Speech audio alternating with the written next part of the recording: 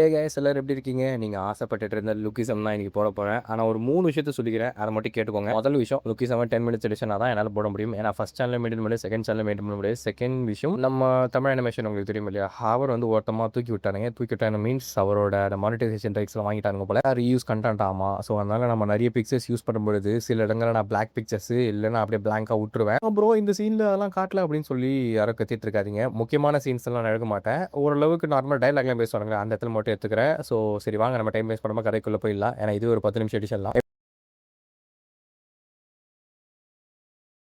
Episode அப்புறம் நான் last எபிசோட என்ன நடந்திருக்கும்ன்றது நீங்கள் நல்லா பார்த்துருப்பீங்க.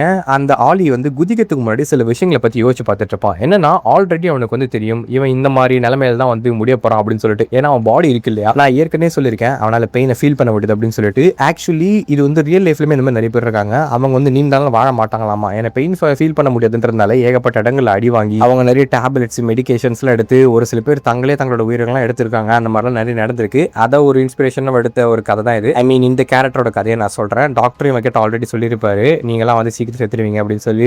அதுதான் வந்து சரி சாக தான் போறோம். கடைசியாக அவனோட ஆசையை நிறைவேற்றலான்றதுக்காக இந்த இடத்துல நம்ம ஈலை கூட சண்டை போடலான்னு வந்திருப்பான். அதேமே இப்போ நிறைவேற்றிட்டான். எல்லாரையும் பார்த்துட்டு கடைசியாக அவன் சொல்ல வேண்டிய விஷயத்த சொல்லிட்டான். நீ வந்து அவனோட குழந்தைய என்ன சூஸ் பண்ணுமோ அவளை அப்படி சூஸ் பண்ண விட்டுரு அப்படின்னு சொல்லிட்டு. சாகும்போது அவனுக்கு ஒரு சந்தோஷம் என்னன்னா, அவன் பெட்ல ஹாஸ்பிட்டலில் சாவல இல்லையா, அவன் சூஸ் பண்ண விஷயத்த வந்து சண்டை போட்டு அங்கதான் செத்துருக்கான். ஸோ இங்க அவன் பண்ண தப்புக்கு அவன் பிராயச்சித்தம் பண்ண மாதிரியும் ஆச்சு, அவன் சாவுக்கு ஒரு அர்த்தம் இருக்கா மாதிரி ஆச்சு அப்படின்ற மாதிரி அவன் நினைச்சுக்கிட்டு இருக்கான். அப்படியே அந்த இடத்துல முடியுது, என்ன மன்னிச்சிருங்க அப்படின்னு சொல்லிட்டு அவன் எகிரி வச்சிடறான். ஒரு சின்ன ரீகேப் மாதிரி காட்டுவாங்க. என்னன்னா, ஸ்டார்டிங்ல நம்ம இவனை வந்து இன்ட்ரடியூஸ் பண்ணியிருப்பாங்க பார்த்தீங்களா ஆலிய, நான் வந்து உங்களை மாதிரி ஆகணும் அப்படின்னு சொல்லிட்டு அவங்க அப்பா வீட்டில் போய் திருடுறது, அதுக்கப்புறம் பசங்களை ஏமாதி திருடுறது அப்படின்னு பணம் சம்பாதிக்க நிறைய விஷயங்கள் பண்ணியிருப்பான். ஆனால் ஆக்சுவலாக அவனுக்கு பணம் முக்கியமாக இருந்திருக்காது. ஹாஸ்டலை ரீபில்ட் பண்ணி அவனோட ஆசை நிறைவேற்றும். இளையராஜா அங்கே வந்து அவன் வரணும் அப்படின்னு சொல்லிட்டு அவன் இன்ஸ்பிரேஷனை வச்சுட்டு சுற்றிட்டு இருந்திருப்பான். சொல்லணும்னா அவன் இவ்வளோ நாளாக தனியாக தான் இருந்தான். சின்ன வயசுலேருந்து இப்போ வரைக்கும் அவனுக்குன்ற சப்போர்ட் எங்கேயுமே இல்லை. ஒரு மாதிரி தனிமரம் மாதிரி தான் சுற்றிட்டு இருந்தேன். அவனுக்கு அந்த இடத்த தேடிட்டு இருந்தான் போல. ஆனா கடைசி வரைக்கும் அந்த இடம் கிடைக்கவே இல்லை. அதனால சுதந்திரமாச்சு அடையிற அப்படின்னு 18 வயசான ஆலி வாங் அந்த இடத்துல வந்து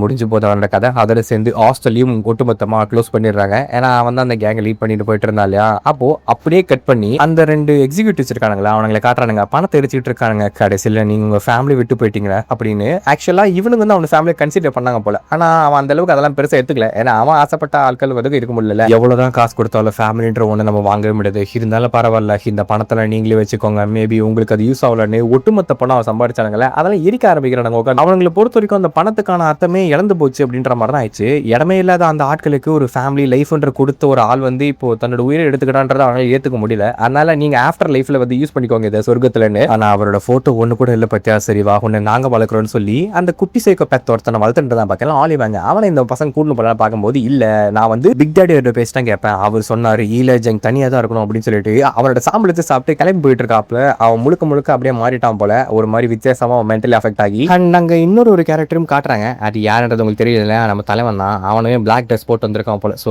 கடைசியா மரியாதை கொடுக்கலாம்னு நினைச்சான் போல. ஆனா சும்மா அதுக்கு ஒரு ரீசன் சொல்லிட்டு இருக்கான், நான் ரேண்டமா இந்த இடத்துக்கு வந்தேன் அப்படின்னு. இப்போ அப்படியே கட் பண்ணி அந்த அரக்கு இருக்க காட்டுறாங்க. அதான் யாரு, ஜேம்ஸ் கூட சுத்திட்டு வந்து பாத்தீங்களா. ஜேம்ஸும் அந்த லூஸும், அந்த 2 லூசுங்களும் சேர்ந்து என்ன பண்ணுச்சுன்னா, அந்த குழந்தைங்க இருக்குது இல்லையா, அந்த குழந்தைங்களுக்கு எல்லாம் ட்ரெஸ் போட்டு தச்சு குத்து ஒரு சைக்கோ கும்பல உருவாக்கலாம்னு சொல்லி ஆசைப்பட்டானுங்க போல. என்னாச்சு டியர், ரொம்ப சோகமா இருக்க, நீ ஆலி வாங்க போனதை நினைச்சு வருத்தப்படுற மாதிரி கேட்க, அவ ஏதோ லூசு தரமா யோசிச்சுட்டு இருக்கேன். அந்த குழந்தை கேட்கறாங்க, மிஸ்டர் நம்ம எங்க போறோம் அப்படின்னு சொல்லிட்டு, நான் மிஸ்டர் கிடையாது, நான் தான் பிக் டாடி கிக்கி அப்படின்னு சொல்லிக்கிறப்பல. அதாவது அடுத்த ஹாஸ்டல் உருவாக்குறானாமா இந்த பைத்துக்கார. அங்க அப்படியே கட் பண்ணி ஜப்பான்ல காமிச்சா நம்ம கன்னு என்ன பண்றப்பல இந்த இடத்துல வந்திருக்காப்ல. இவர் எதுக்கு இந்த இடத்துக்கு வந்திருக்காரு, அவர் இந்த இடத்துல அந்த வருத்தத்தை தெரிவிக்க வந்திருக்காரு அப்படின்னு சொல்லிட்டு ஒரு மாதிரி சாமி எல்லாம் வேண்டிட்டு என் பெர்மிஷன் இல்லாம அவன் இறந்து போயிட்டான். இது ஒரு முட்டாள்தனமான வேலை தான். அந்த முட்டாள் நம்ம வந்து என்னோட முட்டாள்தனன்ற மாதிரி சொல்லிட்டு வெளியே வராப்ல. ஆக்சுவலி உனக்கு ஒயிட் கோஸ்ட்னு ஒரு பேர் இருக்காமா. அங்க ஏகப்பட்ட கேங்ஸ்டர்ஸ் நின்றுட்டு வழக்கம் தலை அப்படின்ற மாதிரி கூப்பிட்டு இருக்கானுங்க. டே ஆலிவான் குட் பைடா, உனக்கு வந்து என்னத்த சொல்றது, இந்த உலகத்துல ரிசல்ட் தான் எல்லாமே, பட் நீ அப்படியே வந்து டிக்கெட் வாங்கிட்டு போயிட்ட, வெஸ்ட் இன் பீஸ் அப்படின்ற மாதிரி சொல்லி அமுச்சு விட்ட பிறகு அப்படியே அங்க இருந்து கட் பண்ணி இந்த பக்கம் காட்டுறாங்க. நம்ம ஜெரி இருக்கா இல்லையா, ஆலி வாங்க்ல இருந்து திரும்ப வந்துட்டு இருக்காப்ல. அவன் வந்து அனுப்பி வச்சுட்டேன் அப்படின்ற மாதிரி சொல்லும் போது ஓகே,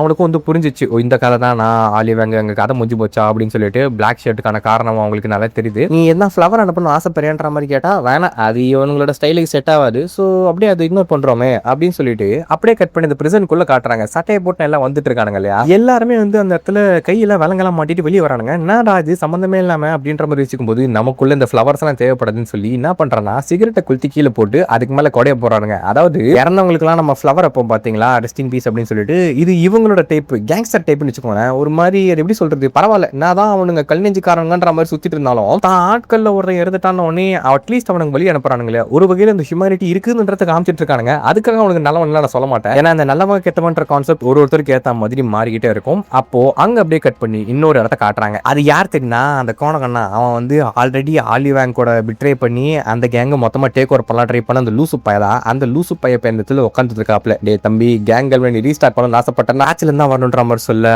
அதெல்லாம் ஒன்றும் பிரச்சனையே இல்லைன்னு சொல்லி அவன் கே ஹவுஸ் அந்த கும்பல் இருக்கு இல்லையா, அந்த ஒட்டுமொத்த கும்பலை கேதர் பண்ணி வச்சிருப்பாப்ல. இவன் மறுபடியும் ஸ்கிராச்ல ஆரம்பிக்க தயாரா இருக்கான். நம்ம ஏற்கனவே ஹாஸ்டல் டேக் ஓவர் பண்ணுன்ற பேர்ல அடி வாங்கிட்டு வந்திருப்பான். ஸோ இதுக்கப்புறம் இவங்க சர்வே பண்ணோம் அப்படின்னா முதல்ல இருந்து தான் ஆரம்பிக்கணும். அதுக்கு முதல்ல இன்ஃபர்மேஷன்லாம் கலெக்ட் பண்ணி கொடுக்குறான். 6 பேர் தான் ஹாஸ்டலை ஒட்டு மொத்தமா திருப்பி போட்டாங்க அப்படின்றதெல்லாம். டே இதெல்லாம் என்கிட்ட பேசிட்டு இருக்காத, அப்புறம் நான் தான் உன்னை அதை பண்ண வச்ச மாதிரி ஆயிடுன்னு சொல்லி ஒரு வீடியோ காட்டுறான். அதை பார்த்தோன்னே இந்த பையனும் பயந்து போயிடுறாப்ல. சாரின்னு சொல்லிட்டு இருக்கான். ஆக்சுவலி இதுல நிறைய கேரக்டர் பேர் எனக்கு மறந்து போச்சு, ஆனா நீங்க பாத்தீங்கன்னா கண்டிப்பா ரெகக்னைஸ் பண்ணுவீங்க.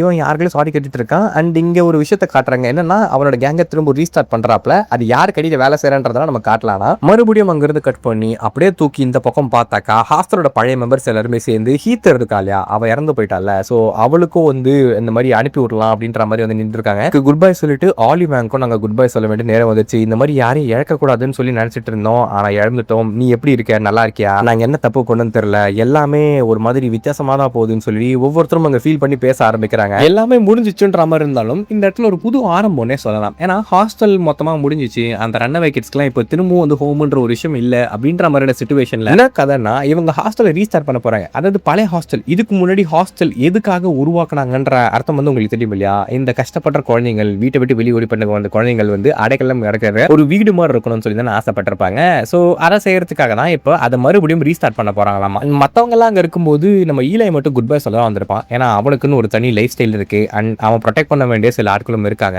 அவ்வளோதான், அங்கிருந்து அவன் கிளம்பி போயிடுவான்னு பார்த்தா இந்த வீடு ரொம்ப அழகா இருக்கு, வாழ்றதுக்கு ஒரு நல்ல இடமா இருக்கும் அப்படின்னு ஸ்டார்டிங்ல ஃபர்ஸ்ட் அவன் சொல்லிருப்பான். பார்த்தீங்கன்னா ஒரு டைலாக், அதே டைலாக் இங்க திரும்பி சொல்றாப்ல. முன்ன இருந்த மாதிரி அந்த வீடு இல்ல, அதன் நிலைமை மொத்தமா வந்து மாறி போச்சு. இருந்தாலும் இவங்களை பொறுத்த வரைக்கும் அதுதான் ஹோம். அந்த ஹோம்ல இவங்க வாழணும்னு ஆசைப்படுற அந்த ஒரு இது வந்து காட்டுறாங்க. ஒரு மாதிரி ஹாப்பி எண்டிங்கா இருக்கும்னு நினைச்சீங்களா, ஆனா இது லுக்கிசம்டா, அப்படிலாம் பண்ண மாட்டானுங்க. என்னன்னு பார்த்தா டே ஈலா அங்க பாடுறா அப்படின்னு சொல்லிட்டு கத்திக்கிட்டு இருக்காப்ல வாரன்ஸா. திரும்பி பார்த்தா அந்த இடத்துல கன் வந்துட்டு இருக்காப்ல. நான் அப்பவே நினைச்சேன் இது எல்லாத்தையும் அழிக்கிறதுக்கு ஒரு முக்கிய காரணமா பெரிய பங்கு அளிச்சிருப்பீங்க, எதிரிங்கெல்லாம் அவங்க கண்ணு முன்னாடி இருக்காங்கல்ல அப்படின்னு சொல்லிட்டு அவன் என்ன பண்றானா, கையில ஒரு குழந்தை வச்சிருக்கான். அது யாருன்னு தெரியுதா, இவனோட குழந்தை. ஏன்டா விளக்கான, நான் உருவாக்கணும் ஹாஸ்டல் டெஸ்ட் பண்ணிட்டு நீ இங்க இருந்து தப்பிச்சு போலான்னு பாத்தியா, அவ்வளவு சீக்கிரம் ஒன்று விட்டுருவானா அப்படின்ற மாதிரி சொல்ல, டே எரும மாடு, நான் டீசெண்டா சொல்லிட்டு இருக்கேன், அவன் வேற மாதிரி பேசியிருப்பான். என்ன ஒழுங்கா வந்து விட்டுரு, இல்லன்னா நீ செத்துடுவ அப்படின்னு சொல்லிட்டு பக்கா டென்ஷன் ஆயிடுறான். இது உனக்கும் அவளுக்கும் பிறந்த குழந்தையா, ரொம்ப அழகா இருக்கு ஈலை ஜாங் அப்படின்னு ஜூம் பண்ணி காட்டுவாங்க. என்னன்னு பார்த்தா ஆல்ரெடி ஈலை ஜாங் அடி வாங்கி அவனோட காலு கடியில் இருப்பாப்ல. இவன் ஆல்ரெடி சண்டை போட்டு டயர்டா இருப்பான் இல்லையா, அந்த டயர்னஸ்லேயே வரும்போது கன்னு கூட அவனால சரியா போட்டி போட முடியல. டே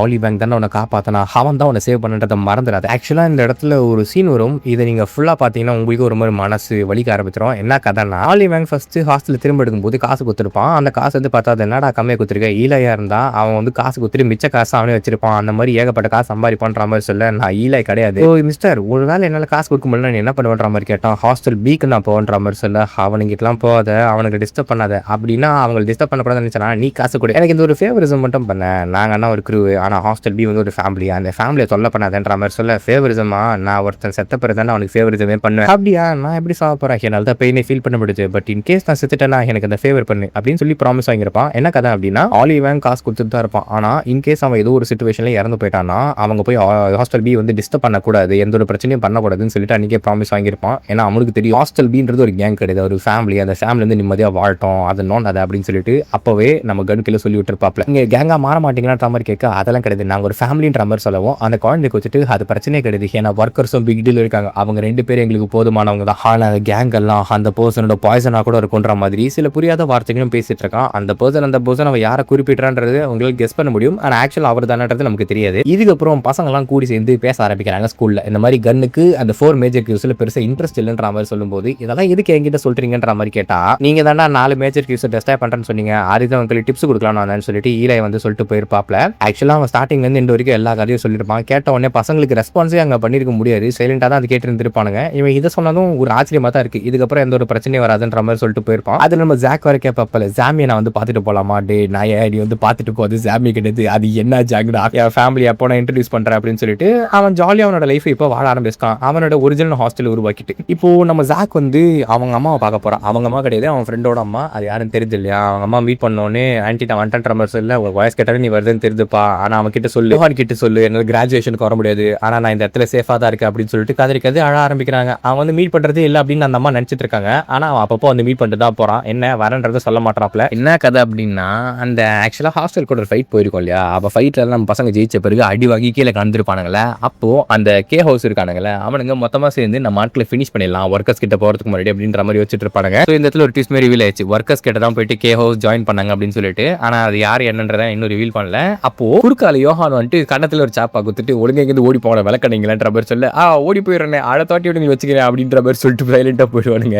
நான் உங்ககிட்ட பட்ட கடனை அடைச்சிட்டேன் அப்படின்னு சொல்லிட்டு அவன் ஒரு டைலாக் விட்டுருப்பாப்ல. டேய் தம்பி, டேய் நீ சாப்பிட்டியாடா அப்படின்ற மாதிரி கேட்கல. ஒரு நார்மல் ஃப்ரெண்ட் பேசுற மாதிரி, என்னடா சாப்பிடலாம் கசங்க இருக்கு, வா நான் சாப்பிட போலாமான்ற மாதிரி பேச ட்ரை பண்ணுவான் ஜாக்கு. ஆனா அவனை தட்டி விட்டு என்ன சொல்றான்னா, டேய் என்னெல்லாம் என்னை பார்த்துக்கு தெரியும், நீ என்னை பத்தி வருத்தப்படாத, அந்த கேங்ஸ் கூட இன்வால்வ் ஆகுது முதல் நிறுத்து அப்படின்னு சொல்லிட்டு அவங்க வந்து அப்படியே மறைஞ்சு போயிருப்பான். ஸோ ஜாக் இப்போ அதெல்லாம் நினைச்சு பார்த்துட்டு இருக்கான். ஏன்னா ஈலாய் ஜாங் மாதிரி அவனோட கேங்க்கு என்ன நடந்துச்சோ அது இவனுக்கு நடக்கக்கூடாதுன்னு யோசிக்கிறான். அவன் ஃப்ரெண்ட் அவன் இழக்க வேணான்னு யோசிக்கிறான். அதனால நம்ம திரும்ப கொண்டு வந்தே அவனு அதோட சபதமாவே எடுத்துக்கிறான். அப்போ நம்ம ஹீரோ யோசிக்கிறது என்னன்னா, ஜாக் வந்து அவன் கூட ஃபைட் பண்றப்பாளா, அந்த பொண்ணு என்ன சொல்லி அவன் ஃபைட் பண்ணான்ற மாதிரி யோசிக்கும் போது அந்த பொண்ணு அப்பாவை காட்டுறாங்க. ஆக்சுவலா அவன் சொன்னது உண்மைதான் போல. அந்த சைக்கோ ஒரு மாதிரி பண்ணிட்டு இருப்பான். அந்த சீக்வன்ஸ் எல்லாம் காட்ட முடியாது. அதுக்கப்புறம் ஈலாயை பத்தி வந்து கேட்டுட்டு இருந்திருப்பாப்ல. ஈலாய் கிட்ட பேசிட்டு இருக்கும்போது ஆலி ஜாங்க பத்தின இன்ஃபர்மேஷன் எல்லாம் சொல்லிட்டு இருப்பான். சொன்ன பிறகு அவனுக்கு ஃப்ரீடம் வேணும்ன்றதை தெரிஞ்சிட்டு இருப்பான். இவனுமே ஃப்ரீடம் வேணும் தான் நினைச்சிருப்பான். ஏன்னா இவன் பாடி வச்சு எங்கேயுமே அவனுக்கு ஃப்ரீடம் கிடைச்சிருக்காது. நியூ பாடி அக்வயர் பண்ண பிறகுதான் புது புது ஆட்களை மீட் பண்ணி புது புது ஃப்ரெண்ட்ஷிப்பை பிடிச்சி அண்ட் அந்த நியூ பாடியில பிரச்சனையுமே வந்திருக்கு. இருந்தாலும் அது ஒரு சுதந்திரத்தை வந்து அனுபவிச்சால. இப்போ அந்த கேங் கூட இன்வால்வ் ஆகி ஒருத்தர் இறந்து போயிட்டாங்கிறது கேள்விப்படும் போது இவனுக்கு மனசு வலிச்சாலும் இன்னொரு ஃபியர் என்ன அப்படின்னா,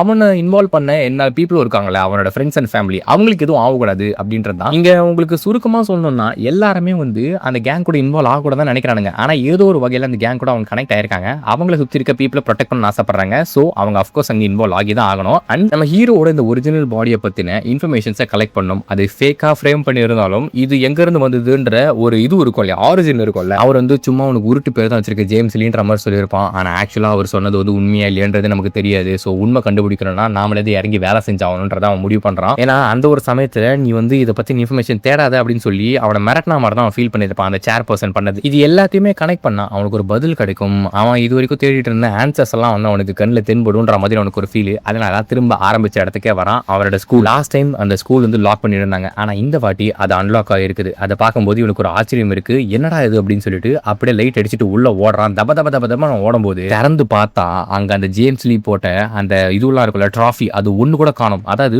ஒட்டுமொத்த ட்ரேஸுமே அழிச்சிருக்காங்க. லைக் இவன் இந்த இடத்துல திரும்ப வருவான், இதை நான் கலரி நோண்டுவான் அப்படின்றது தெரிஞ்சுக்கிட்டு இவனுக்கு எதுவுமே கிடைக்க கூடாதுன்னு சொல்லி முடிவு எடுத்தாங்க போல. அப்படியே மொத்தமா வைப் அவுட் பண்ணி எடுத்துருப்பாருங்க. உள்ள போய் தேடுறான், எல்லா இடமே எம்டியா இருக்கு. ஆனா அந்த சார்லஸ் சாய் வந்து சொன்ன மாதிரி அந்த இடத்துல எதுவுமே இல்லையான்ற மாதிரி சந்தேகம் வரும்போது டக்குன்னு அந்த ஜேம்ஸ் லீயோட ஒரு போட்டோ பார்க்கறான். அவனோட போட்டோமா எனக்கு தெரியல, ஆனா அவன் ரேக்ல தான் இருக்கு. ஒரு சின்ன குழந்தை அவங்க அப்பா நினைக்கிறேன் பக்கத்துல நிப்பாப்ல. அதுக்கு பின்னாடி ஒரு ஓல்ட் சூப்பர் மார்க்கெட் இருக்கு. அந்த மார்க்கெட் கூட அவங்க போயிருப்பான், நீங்க பார்த்துருப்பீங்க. அந்த போட்டோ இவ பார்க்கும்போது அதுல இருந்தா க்ளூ கிடைக்குமான்னு தெரியல. ஒருவேளை சார்லஸ் சாய் இதுல இருக்கானா அப்படின்னு. அப்ப யாரோ டக்குன்னு நடக்கிற சவுண்ட் கேக்குது. இங்க தான் அந்த ஃபேமிலி போட்டோ இருந்ததா அப்படின்னு சொல்லி நிழல இருந்து ஒரு குரல். நம்ம ஹீரோ அப்படியே பயந்து திரும்புறான். ஜேம்ஸ் லீயை கண்டுபிடிச்சிட்டியா டேனியல் பார்க் அப்படின்னு. அது யார் தெரியுமா? வேற யாரும் இல்ல, நம்ம கன்னு தான். அந்த இடத்துல நின்றா பாருங்க சைக்கோ மாதிரி. டக்குன்னு பார்க்கும்போது நமக்கு திக்குன்னு ஆயிடும். அப்படியே இந்த எபிசோட் முடிக்கிறாங்க. இந்த எபிசோட் அப்படின்னு சொல்லி மறக்காம கமெண்ட் செக்ஷன்ல சொல்லுங்க. இதே மாதிரி நிறைய இன்ட்ரெஸ்டிங்கான அனிமேஸ் மேன்வா சீரிஸ்லாம் வேணும்னு நினைச்சீங்கன்னா நம்ம 2 சேனல் மறக்காம சப்ஸ்கிரைப் பண்ணி சப்போர்ட் பண்ணுங்கடா. அடுத்த வீடியோ சந்திக்கும் மாதிரி டாடா பை பை. பலமே யாருங்க கோய்ஸ்.